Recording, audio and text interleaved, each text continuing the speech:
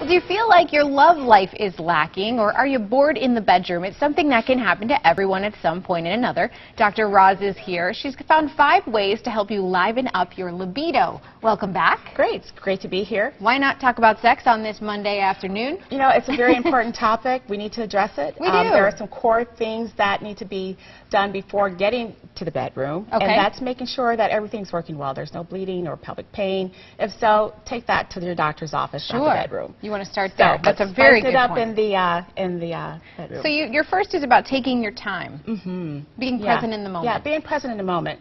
So what that means is that I'm not focusing on like what I didn't do today, or I have these things to do tomorrow. Sure. Because if you're not present, you're not engaged. Looking at your nails and... Oh yeah, that's not going to work at all. You're not going to enjoy it. He's not either. That makes sense.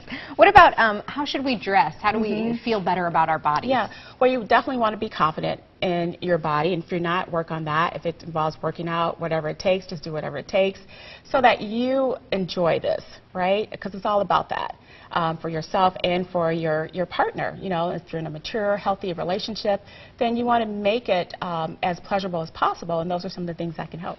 And so dressing up is something that, you know, maybe if you don't do, you could consider doing. Yeah, like your intimate apparel. Sure. You know, it can't be the same thing that you wore on your honeymoon night if you've been married for 10 years. Yeah. You know, get some new stuff. Sure. What about just being, you know, spontaneous, doing something out of the ordinary? Yeah, and spontaneity is good. You know, it may not always be, you know, once a week or whatever you do, once a month, every other day.